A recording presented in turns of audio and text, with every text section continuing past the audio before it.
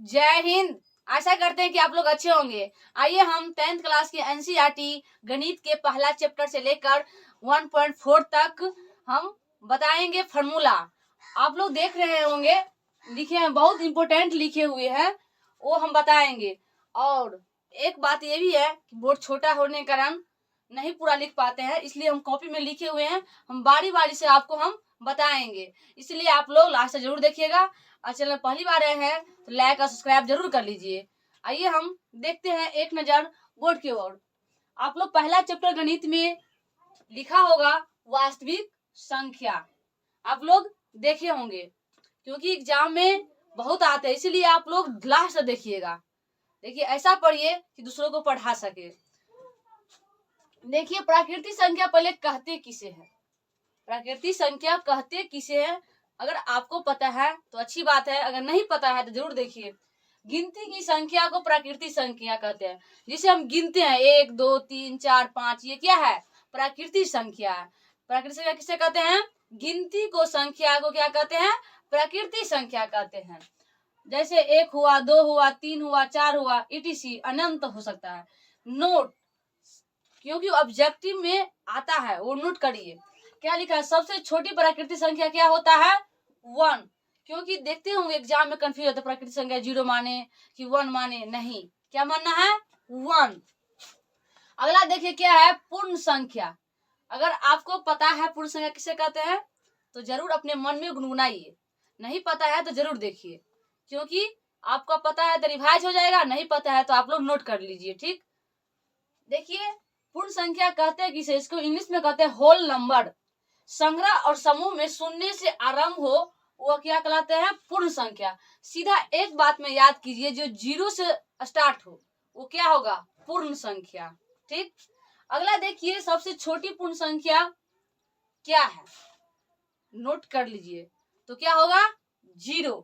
क्या ये प्राकृतिक संख्या हो सकता है 0? नहीं, क्योंकि ऑब्जेक्टिव पूछता है कि 0 प्राकृतिक संख्या है, तो क्या होगा? नहीं, ये क्या है? पूर्ण संख्या। अगला देखिए पूर्णांक संख्या किसे कहते हैं? यदि पूर्ण संख्या के संग्रह में हम ऋणात्मक संख्याओं को शामिल करें तो वो क्या होगा? पूर्णांक संख्या। मतलब कहते हैं कि जो पूर्ण संख्या जो 0 से स्टार्ट होता है वो क्या है? पूर्ण संख्या। उसमें ऋणात्मक मतलब माइनस वाला वर्ड को हम क्या करें? शामिल कर दे, शब्द को, अंक को, तो क्या होगा?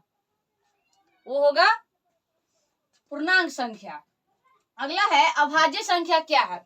ऐसी संख्या जिसके गुणनखंड केवल एक और स्वयं हो। मतलब एक ऐसी संख्या होगा जिसका गुणनखंड 1 होगा या वो खुद होगा, वो क्या होगा? अभाज्य संख्या होगा। ठीक, जैसे में है 2 3 5 7 11 13 इटीसी अनंत भी हो सकता है। आप समझिए कि किसे कहते हैं अभाज्य संख्या, किसे कहते हैं पूर्णांक संख्या, ये समझिए। अगर एक बार में समझ में नहीं आता है तो 2 बार देखिए, 2 बार नहीं 3 बार देखिए, लेकिन समझिए, साथ साथ नोट कीजिए। इनसे क्या होगा? आपको बेनिफिट होगा, तब जाके आप बुक बनाइए तो देखिएगा 100% आपको बहुत समझ में आएगा और बनेगा भी। अगला देखते हैं नोट, सबसे अभाज्य संख्या, सबसे छोटी अभाज्य संख्या। ये एग्जाम में कई बार पूछा भी गया है कि सबसे छोटी अभाज्य संख्या क्या है, तो याद कर लीजिए क्या है? 2। ठीक ना? परिमेय संख्या और अपरिमेय संख्या एग्जाम में तो फिक्स है, परिमेय संख्या अपरिमेय संख्या एक न एक आता ही है, इसीलिए आप लोग देखिए। परिमेय संख्या किसे कहते हैं? जो संख्या p/q के रूप में हो, जिन संख्या का वर्ग निकल जाए वो क्या कहलाते हैं? परिमेय संख्या। आप लोग नहीं सुने? जैसे 4/3 क्या है? परिमेय संख्या। p/q बोला मतलब p/q, यहाँ पर कुछ भी आ सकता है, 5 भी आ सकता है, 6 भी आ सकते हैं, कुछ भी आ सकते हैं, वो क्या होगा? परिमेय संख्या। जिसका वर्ग निकले मतलब रूट अंदर देखो क्या है? 49, इसका वर्ग निकलेगा कितना? 7, तो ये क्या हो गया? परिमेय संख्या। ऐसे ऐसे कितना भी शब्द होगा जिसका वर्ग निकले वो क्या होगा? परिमेय संख्या। आइए हम नेक्स्ट देखते हैं इससे आगे, क्योंकि हम पूरे हम पढ़ेंगे परिमेय संख्या। और परिमेय संख्या कैसे कहते हैं? वैसी संख्या जो p/q के रूप में व्यक्त नहीं हो सकता है, उसे वर्ग नहीं निकलता है। जो p/q में जो लिखते हैं वो नहीं लिखाएगा। और जिसका वर्ग नहीं निकलता वो क्या होता है, अपरिमेय संख्या। जिसका वर्ग निकलता है उसे क्या कहते हैं, परिमेय संख्या। आप लोग समझ गए होंगे। देखिए आप लोग देखे होंगे कहीं एग्जाम में ज्यादा पूछता है पाई। पाई किसका मान है, परिमेय के कि अपरिमेय के। 2 मिनट 2 सेकंड की टाइम देते, बताइए क्या है, क्या है, नहीं हुआ, क्या है ये, अपरिमेय संख्या है। देखो √5 क्या है, अपरिमेय संख्या है। √3 क्या है, अपरिमेय संख्या है। और √4 क्या है, परिमेय संख्या है। कैसे पढ़े, जिसका वर्ग निकल जाता है वो परिमेय संख्या, जिसका वर्ग नहीं निकलता वो अपरिमेय संख्या होगा। आइए हम देखते हैं यूक्लिड विभाजन एल्गोरिथम से, क्योंकि 10th क्लास में ये तो बहुत बार आता है एग्जाम में, और 2-3 नंबर के सब्जेक्ट में भी आता है, कहीं कहीं ऑब्जेक्ट में फॉर्मूला भी पूछ लिया जाता है। इसलिए देखिए और लिख लीजिए, क्या है, भाज्य बराबर भाजक गुने भागफल प्लस शेष। क्या है, भाज्य बराबर भाजक गुने भागफल प्लस शेष, या इंग्लिश में यह a बराबर bq प्लस r, जहां 0 से बड़ा या बराबर b होगा। क्या होगा, b होगा, ठीक ना। इससे क्या निकलता है, तो HCF निकलता है। क्या निकलता है, HCF निकलता है। आगे देखिए, अगर कोई संख्या दिया हो, 2 संख्या या एलसीएम दिया हो या चाहे HCF दिया हो, किसी में से 3 संख्या दिया हो तो उसमें से एक संख्या निकल जाएगा। जैसे इसका देखिए होंगे 2 संख्या का गुणनफल HCF गुने LCM, इसे हम पढ़ते A गुने HCF गुने LCM।